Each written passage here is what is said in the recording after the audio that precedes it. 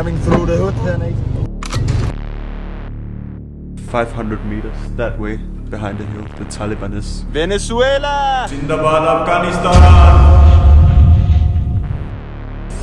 Woo! Before you think, oh, he's stupid, how can he travel to 35 countries in year 2020 during a global pandemic and start to travel shame, I will break down how I visited 35 countries in 9 months in 2020. We are in the start of October now, and some of the countries I visited before the global pandemic. The countries I visited after have required a lot of precaution, and usually I've done COVID testing when entering, exiting a new country. All negative tests so far. Well, this is my crazy 2020. Check it out. Afghanistan. I finished off a 15 days round trip in Afghanistan in the beginning of 2020, where I visited 9 provinces and came home optimistic to begin the new year. There's nothing like a Christmas in Kabul. Welcome to Mauritania! After I jumped on the roughest train in the world, the iron ore train in Mauritania across the Sahara desert. It was my worst night ever, freezing cold and sleeping in the iron ore. It's really cold at night. But the most beautiful sunrise I've ever experienced. Really happy to join you. And we were freezing so much at 5 AM, but in the end it was perfect. Good experience. Western Sahara, Morocco. Then up to Morocco or Western Sahara, which I nearly wasn't allowed to enter because I called it Western Sahara to a Moroccan police guy. And here in Dakar, it's totally like Morocco. Moroccan flags are everywhere, and this is a discussion I don't even want to enter whether it's one or another. I had a great time in this sparsely populated area in the northwest of Africa. Netherlands. I then flew to Amsterdam from Dakar and enjoyed some time with my Mauritanian-born American friend Xavier in the city of the canals. I love Amsterdam, Gustav. This is my favorite place in the world. Home, I flew to Denmark and was there for some time. Germany, then I flew to Deutschland and spent some hours there. I then flew to Barbados in the Caribbean, even though I knew it would be super difficult to travel in this region because I've been to 6 travel ban countries, which meant I therefore couldn't go to the US at any time, even for a transit. It was a difficult situation, but I gave it a shot anyway. Barbados! Trinidad and Tobago. I went to Trinidad and Tobago and celebrated a mini carnival with my friend Kadim. And I later came back to the country again on my Caribbean trip. What we go do, my Trini people? Grenada. Then off to Grenada, where Hurricane Ivan destroyed 90% of the country in 2004. But it was wonderful to see how they had rebuilt the country and to meet the lovely people there.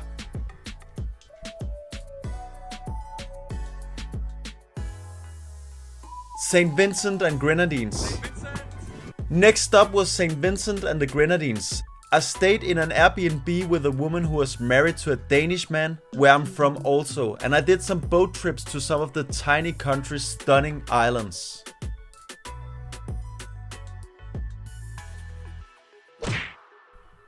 Dominica. I moved on to Dominica, the nature isle of the Caribbean and one of my favorite islands in the region because of the tropical lushness, the landscapes and the people.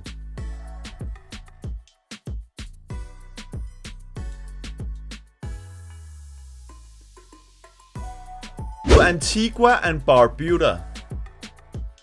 The country of 365 beaches and one of many luxury travelers' favorites. My personal travel experience in the country wasn't the best. I found the accommodation a bit more expensive than the other Caribbean islands, and it was very Americanized with big cruise ships and Americans everywhere in the tiny country and land area. But I still met some friendly locals and enjoyed their beaches. Is it expensive here in Antigua? Of course it is. Yes, it is. I hope to revisit to get a second opinion on the country. St. Kitts and Nevis. This is the killer bee. You have to drink that in these. Cheers. Off to St. Kitts, where I met Paul from Geography Now, and we drank some local killer bees and explored both St. Kitts and the other island Nevis. Denmark! Great adventures with my American buddy, and I hope we can travel some new countries together. St. Martin.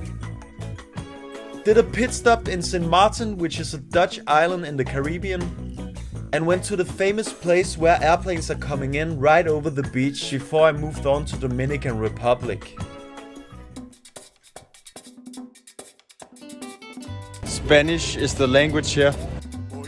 Here I was chilling with the big guy with the big bike, Roger, and we enjoyed the beaches and the tropical vibes. Dominican Republic is something else and the most diverse Caribbean country. From here I went to Haiti. Welcome to Haiti. I crossed overland from Dominican Republic to Haiti, while Haiti was very political unstable, and here I went to see the Soleil slum, the toughest slum in Port-au-Prince, and a bit around the country too. Haiti! I had a good time overall, except for a few dangerous experiences. Driving through the hood here, Nate. I went back to Dominican Republic overland and flew to Panama. I came to Panama over 2 times via transit, and all I can say is it was some friendly people. Panama! And Tobago is an extremely expensive airport to say the least. Cuba. Off to Cuba. Live music in the Cuban streets, charming cars, These are the taxis here. Can you believe that? and Cuban cigars. My personal favorite in the Caribbean, and that's with the terrible internet in mind, which is the worst here in the region by far. But sometimes internet is not so important, however. Hello, this is Savannah. Hola! Cuba! Bahamas. From going to Atlantis Water Park in Bahamas to exploring various beaches on the islands, spending some quality time in the playground of the world's rich and famous people. Well, I heard that Will Smith was there the other day. But still a very down-to-earth place. A place where you can be yourself. So go to Bahamas. Jamaica. Boarding the only plane I could take from Bahamas without having to pass through United States to Jamaica. A country full of big legends. Bob Marley, Usain Bolt. Do you think it's the biggest legend in Jamaica? Bob Marley, of course. A country of reggae and good vibes. They told me the capital Kingston was dangerous, but I had a good time in the places I went in Jamaica, and I loved the Jamaican talk and the people there. Two of them. Who is the biggest? Bob Marley or Usain Bolt? Both of them in their own way. Bob Marley. Who is the biggest legend in Jamaica? Me, you American. Houston. Gifted country. Next up, Suriname. Arrived in the only Dutch-speaking country in South America, and one of the most pleasant surprises on my trip. A pretty unknown country for lots of people, except if you're from the Netherlands, of course. Leven is hier gewoon super chill. Ik hou wel van de zon toevallig. Today now a sweet day in Suriname country. Suriname en Nederland. Suriname, Moila. A tropical Dutch-speaking location. What's not to like for them? I really enjoyed Suriname. Denmark shirt in Suriname. Dankjewel. Guyana. This country loves to drink rum and party. Welcome to Guyana, and in Guyana we speak English. From the only Dutch-speaking nation to the only English-speaking country in South America. Hello Guyana. The land of many waters and the country of dance and happy people, even with the economical problems. Such a cool vibe here. Home to one of the world's most impressive waterfalls. The tallest single drop waterfall in the world. And a richly diverse population.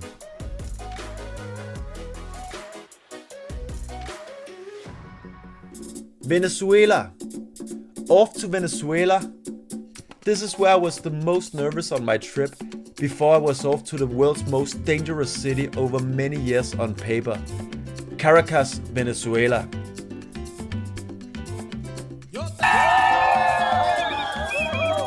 I was constantly aware but couldn't help myself from exploring, and even went to La Vega, one of the toughest slums in the city. Yet I actually had a really good time after all, with all the danger elements that unfortunately exist in the Venezuelan capital. So many good people here, and one of the countries that has touched me the most ever for sure.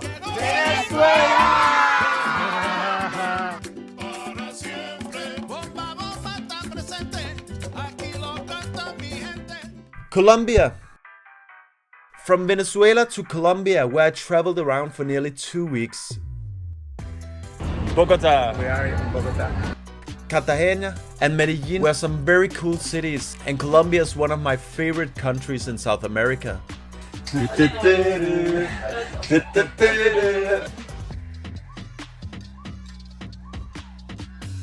Beautiful country, very decent prices, and you can have loads of fun here. Colombia! This was also when the coronavirus came closer and closer to South America, so I had to leave to go to Mexico. Mexico. I had been to Mexico the year before on a long trip, but this trip was a lot shorter than expected because my country Denmark was about to shut down, so I saw no other way than to fly back before the borders closed. Some epic months in the Caribbean and South America had come to an end, but I still got to enjoy Mexico a bit. This was where a long break started in Denmark, where I only traveled in my own country and got to experience some of the magical places I went to as a kid, until I finally got the news that some of our neighboring countries opened up to us. So I took the train to Hamburg, Germany, in this new world we had all stepped into now. I went back to Germany for the 10th time, und ich mag Deutschland sehr. To go to Hamburg at this time was great for me, because it gave me some optimism that it was possible to travel to other countries now, even if it was only a small step. But these were just really uncertain times where you didn't know what to expect for the future of travel. Dankeschön, Deutschland. Reeperbahn is very quiet. Sweden. After I drove to Sweden, where everybody said it was a no-go because of the COVID, but I went to the region with the by far lowest COVID cases at the time, Skåne, and hung out with my Swedish traveler friend Chris, and it was nice to be back in Sweden, where I have been countless of times to various regions. Pharaoh Islands. After I was off to visit my grandfather in the last paradise on earth, the Pharaoh Islands. My second home and one of the most beautiful places you can go in this world if you are lucky enough to have good weather. Velkommen til Færøer! Super dramatic and scenic views. It was great to see my family and to explore some of the 18 different islands. After being COVID tested before and after Faroe Islands, I went on to Ireland. A country I've been to 4 times, and the Irish people are really bloody hilarious and entertaining to be around, no matter which circumstances. The capital Dublin is very expensive, yes, but the charming country has a lot to offer, and it's a memorable punch. Italy. COVID had finally settled a bit in the south of Europe, and I really wanted to go to Rome to see it empty, because it's always been crowded when I went there. So now was the right time, I thought. I saw more ambulances in the streets than last time, to be honest, but I took all the precaution I could with tests before and after, and I had my mask on inside the majestic Colosseum. I have a soft spot for Italy, and I can visit this country again and again. Incredibile! Austria. Hello everyone, today it's time to go fucking. I got in such a good mood in Italy that I went fucking in Austria. Just arrived here and I already love fucking. And it was just great to see fucking in different angles and to meet the fucking people. I will never forget fucking. Only when I get older, maybe. Such a cute little fucking cat also. My time in this place was very spontaneous, and that's how fucking should be. I visited Salzburg and Vienna also, and did a road trip in Austria to the world's biggest ice cave, Eisriesenfeld, with my Austrian friend Anna. We went roller skating through downtown Vienna all night. And it was a lot of fun too. Schöne Zeit in Österreich. Scotland. I then found a cheap flight to Scotland and I went back for the 5th time to this unique country. Scottish people are always up for a chat and there's nothing like the Scottish accent. Look, the Scottish accent is absolutely fantastic. The country of bagpipes, haggis and whiskey. Edinburgh has one of my favorite medieval old towns also. I simply love walking these streets. Welcome to France. I went to Paris 8 years ago and I hated it because it was overcrowded. So I wanted to give it a second try. It was incredible to witness Paris this silent with nearly no tourists at all. This is probably the first time in nearly 100 years and I like the city a lot more now.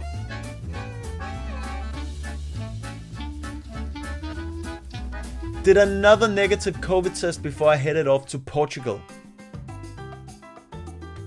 Portugal is one of my favorite holiday destinations in Europe, and it was one of the countries with the most relaxed atmosphere I've experienced during this global pandemic. Yes, people were cautious, but it was great to experience a country being calm, to drink port wine in Porto, the place of its origin, and to ride the legendary tram 28 in Lisbon. Magic country with magic castles and beaches also. Then it was time to go east. Turkey. Merhaba arkadaşlar. Bu videoda çarşıda biraz Türkçe konuşuyorum. Videoya bir göz atın. A country I can visit over and over. It's very safe, the people are super friendly and ready to make a deal. I like to go and explore the local bazaars, drink Turkish tea and to hang out with the Turkish people. Turkish culture is both Middle Eastern and European, but not limited to those. So where does Turkey belong? Nowhere, but everywhere. This country has its own culture.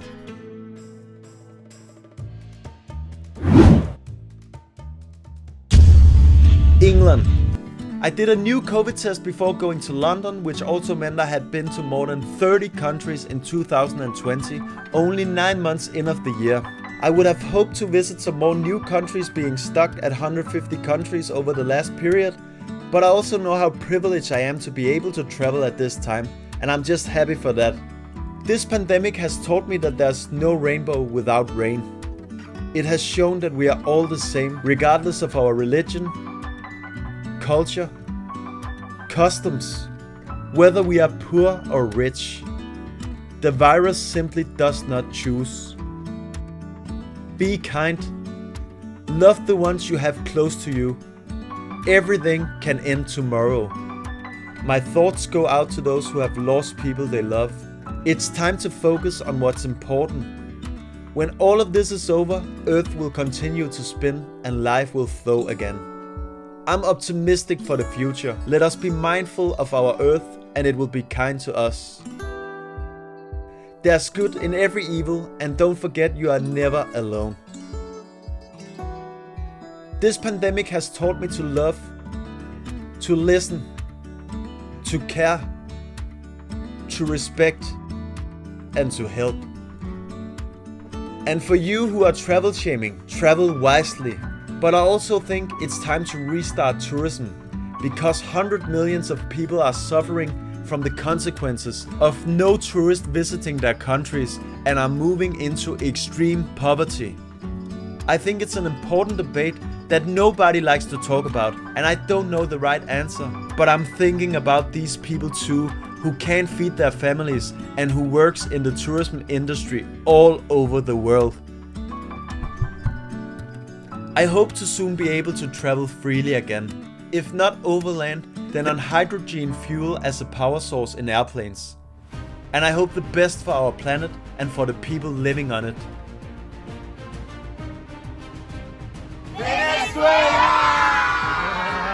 What do you think about all of this? Should we soon open up and start to travel again, but in a new and smarter way? Or how long will this last? These were my experiences and my thoughts. Leave your comments below.